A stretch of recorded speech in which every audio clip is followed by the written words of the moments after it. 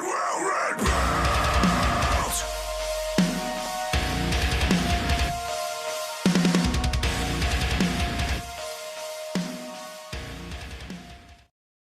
is up, everyone? Hope you're having an absolutely spectacular day so far today. Jumping straight into day 13, I decided to hit the Moss Giants again, work on some combat training. It was an incredibly rainy and laggy morning, which was very frustrating and annoying. But I did get a couple prayer levels, or at least maybe it was only one. Got a couple hit points levels, and I stopped at level 50 defense. Now, for those of you who don't remember because you're either a lot farther into the game or maybe you don't play as much anymore, I don't really know, but 50 defense is now the level you need for Rune. It's up from 40 because of the evolution of combat and how they rebalanced defensive gear in general. So this meant I could finally do Rune, which, of course, as you guys probably know, means Dragon Slayer time. But I did not want to do Dragon Slayer immediately, mostly because I had other quests that I wanted to do first, because Dragon Slayer seems kind of like a little bit farther into the free-to-play game sort of thing. It would have felt weird to me to do Dragon Slayer and then go back and do lower tier quests. So I did Goblin Diplomacy, got that out of the way, and after that I did Swept Away. After that I began Dragon Slayer, and as you can see, I of course needed to pick up my Anti-Dragon Shield, which was the last task I needed for the medium task set of the Lumbridge and Draenor set. So of course I picked up my rewards from Ned. Pretty cool to have tier 3. That means I can use the Cabbage Port, which is a very helpful teleport, especially once you're a member, because you can use that for farming runs. Super convenient, great to have that. But I did move on to complete the quest. I killed Elvar. You can see the gear I'm using, really nothing too special. I had to use a rune chain body instead of a plate body, of course, and I didn't really want to use any sort of ranged or magic where I couldn't use my my anti-dragon shield, unless of course I was to use a wand, which of course I was just not really feeling it. But did slay Elvar. I did complete this quest. Really cool to get this done. Got 51 strength and 51 defense off of this. I'm kind of curious and confused, I guess, as to why you only get strength and defense experience and you don't get attack experience. Kind of annoying and weird, but that is just how it is, I guess. After that, though, it was off to the beach for me, and I'm sure you guys are getting tired of these beach clips and me talking about it, so I'll try to keep it short. I was really close to level 77, so I broke into level 77 and then completed that. I hit level 78, and I got a total of 207,000 cooking experience from this cap at the beach. Other than that, not really anything too fancy. Other than the fact that I did get a Rest in the Sand token thing from Claudia. So I decided to activate that just because, it was only like maybe a little over 100k. Not really anything that I thought would be too worth selling. I would rather have the cosmetic just in case I wanted it. And after that, it was pretty much the end of day 13 for me. Just over 4.1 million total XP so far. Now I'm going to be very blunt with you guys and tell you that day 14 was actually really boring. Not because I didn't accomplish a lot, but because what I did accomplish was pretty much just the same thing over and over. There was no variety in it, so there isn't really a whole lot for me to talk about. So I'm going to use this opportunity to tell you guys what my general plan is for this account in terms of free-to-play versus members, when I'm going to make that transition and why, and just kind of explain to you guys what's going on in my head relating to this, because I have a lot of people asking me if I'm a member yet, when I plan on being a member, what I want to do in free-to-play first, and so that is what I'm going to kind of establish with you guys.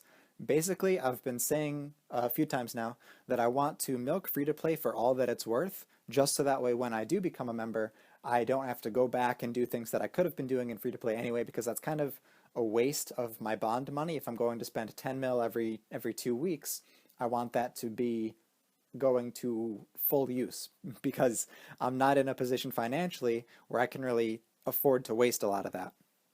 So I want to go from 42 to 45 mining. That way I can stop doing stupid iron ore and move on and do granite, and then hopefully I would move on from granite to do concentrated gold ore at level 77 in the Living Rock Caverns, and while I'm there, I'm going to hopefully be able to afford superheating the ore. So that will make up for a lot of my mining training and smithing training. Hopefully the smithing XP I get from superheating the gold ore will put me up far enough that I can find a good pay-to-play training method for smithing. I might just do capping at the Citadel for that. I'm not really quite sure what I'm going to do for smithing, so I'm not worrying too much about that, because there's pretty much most of smithing is free to play anyway, so I don't need to stress about it. Crafting, though, I want up to level 66 first. That way I can do air battle staffs. I did a lot of those on my way to level 99 last time I got it, and I would really like to do that again. It was very cost efficient, and again, I can't really afford to do anything like cutting gems or doing a whole lot of dragonhide sort of things, just because I'm pretty short on cash. And I believe I alched the staffs when I did them last time, and I might have even made a net profit. So that could be a really, really great thing to do for this account. I also want to get my woodcutting up to level 68 at least. That way I can be doing ivy. Firemaking, I don't really have any sort of set goal because whenever I go members, I'll be able to use a fire ring and the flame gloves from the All Fired Up quest, both of which will make training firemaking in any way more efficient because of the bonus XP multiplier they give. So again, not really stressed about firemaking. I don't have any sort of set goal I want to reach before I go members. Dungeoneering, I would like to get up. I don't really, again, have any sort of set goal for that. I know you need at least level 63 to have enough tokens for a Bone Crusher. Having a Bone Crusher would be really nice. That is going to be my first purchase. I would also like to be able to make the tokens for things like chaotics. I would like, in the long term, an herbicide and a charming imp, but again, those aren't really priorities. The big things I want to focus on are getting my Bone Crusher, getting a Demon Horn Necklace, and chaotics, because it's going to be a long, long ways until I can afford tier 90 weapons. And again, it's going to be a long time until I'm even level 80 in a lot of combat stats. I do want to train combat in general a lot in free-to-play, just so that way I get far enough in that I can use members' gear, stuff like, even if that's as bad as Dragon, or maybe even like an Abyssal Whip. I don't think I'll really get quite that far before I go members, but I want my combat to be up high enough so that when I do start doing Slayer, I can move through it pretty quickly. Ideally, I would like to put myself in a position where Slayer can be my main source of income, because I preach all the time Slayer is a great moneymaker, and I live by that. It's something that I really do firmly believe. However, I'm going to need to grind through the shit levels of Slayer first, which is going to be 1 until maybe even 60 something, because of course, at lower level in any skill, you're not going to make nearly as much profit or get nearly as much XP per hour. So while I'm in that phase of Slayer, I will probably have to do things like green or blue dragons to make money for bonds, but I'm not too stressed about that. I think that would be a pretty decent way of making money in the meantime while I do Slayer on the side. Any other sort of pay-to-play thing I'm going to be doing is going to be having the long-term goals of number 1, maxing. Number 2, I want to get into Elf City. That is going to be my primary focus. So pretty much everything I do is going to be training my skills up to around 75, because I know you need 15 skills and 75 to get into Perf Dinas and to do the Plague's End quest. I also want to be doing a whole bunch of quests along the side just to unlock things in the game in general, whether those be better training methods or just getting those quests done and out of the way. Of course, a lot of those quests are going to, in one way or another, be prerequisites for Plague's End anyway. I feel like if I can get myself into a situation where I am in the Elf City, then my skills as a whole will be good enough that I can make money to sustain my account pretty damn well on its own as far as bond money, and it'll also unlock a whole bunch of great training methods that will help me max that much faster, and that is my main overarching goal for this account in general, is to just reach max as quickly as possible while not being irresponsible with what resources I have in terms of financial ability, because if I just spend all of the money I have on one training method to get that up to 99 quickly, then I'm pretty much completely boned in terms of anything else I do in the game. So I want to be looking at everything in terms of opportunity cost and being able to, number 1, sustain bond money, number 2, very efficient XP per hour. I don't want to be doing things that will sustain bond money by being incredibly cheap and just take forever.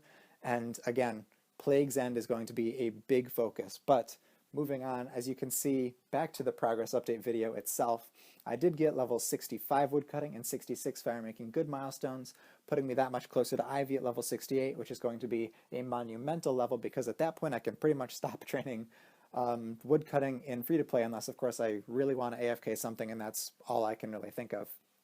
I did hit the beach after this though. I didn't really do anything major at the beach. I was really only there for like 20,000 XP before I was like, well, fuck it, I'm way too tired, I'm going to sleep.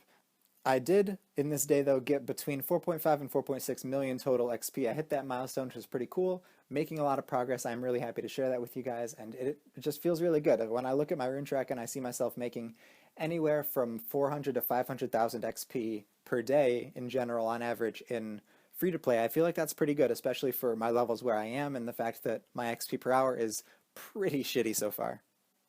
I started off day 15 capping at the beach. I'd gotten 214,000 cooking experience from this cap at the beach, and I had broken into level 79 cooking, so that was really great. After that, I moved on to some nice AFK woodcutting and fire making levels. Got some nice levels. I wound up stopping at 66 woodcutting and 68 fire making. That puts me in a really good spot because now I'm only 2 levels away from IV, which is basically the point that I can stop training woodcutting in free-to-play. After that, I went on to train some Dungeoneering. Now, there's a couple things I really like about Dungeoneering. One is that I look at it as a challenge and seeing how quickly I can complete a dungeon and basically just trying to beat myself and get better and better over time. The second thing I really like is how it trains a variety of different skills. As you can see, I got another mining level, I got an attack level, and I got an HP level later in these clips. I wound up stopping a little past 60 Dungeoneering. At that point, I'd gotten like a little over 70,000 Dungeoneering experience. At that point, I was just like, I've had a little bit too much of Daemonheim, time to take a break and do something else, but I was making some really nice progress through Dungeoneering, and I really do like that. Then after reset, I went back to the beach. I know you guys are getting tired of these beach clips, but I got level 80 cooking, which is, it's pretty cool to get my first level 80 skill again, and not really anything I'm super proud of, super, like, something I want to boast about, because, you know, it was pretty much entirely through the beach, which is pretty overpowered, but finished capping at the beach. This cap actually, first of all, was 217,000 cooking experience. Second of all, was the last thermometer I needed to unlock the beachwear outfit, the swim outfit. So that was pretty cool. Nice cosmetics. I kind of enjoy that. Fashionscape game is through the roof right now. I'd also gotten a second buried in sand rest emote token, and because I had already activated one earlier, I decided to just sell this one really cheap. Grand Exchange medium price value for it was like 138k, somewhere around there, and it sold at like 76, so a little disappointing, but yeah, I don't really know what I expected. Then I was off to Anku's to train some magic, and believe it or not, between coin drops, adamant arrow drops, and some assorted mithril gear drops, as well as some runes that I just banked, I was able to make enough money selling that loot to keep buying more runes and sustaining my training there, which is pretty nice. And I know for free-to-play standards, it was probably decent profit. It was really, really bad, but if you're free-to-play and you really need somewhere to make very slow money but still getting XP, check it out. It's not too bad. It can be crowded though, so watch out for that. However, I got to level 55 magic, finally can high alch, and then it was on to Alchscape for me, and I kind of felt like I was wasting my time alching because I was just standing there. I felt like I should be doing something at the same time. So I don't know how far I'm really going to alch in free-to-play. For now, I've just been kind of doing it at the beach a little bit while I'm waiting for spotlight changes. But as far as day 15 goes, I stopped at level 60, and I thought that that was really great progress in Magic for one evening. Even it was from 53 to 60 very, very quickly. And I know you guys are going to be very tempted to steal the item I'm alching, and I can understand that, but I can tell you that if you do start stealing this item, by the time this video is really out, I'm sure that it will already have been ruined, so really just Google and find items that work. RuneScape Wiki has a really great calculator for stuff that is good to alch.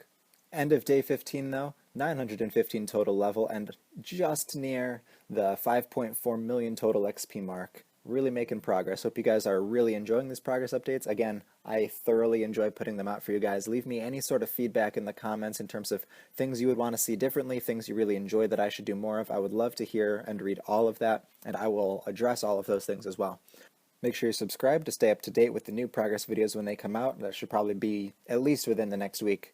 And other than that, guys, stay happy, have an amazing day, and stay tuned for next episode where I will return and I will rebuild. I will return, and I will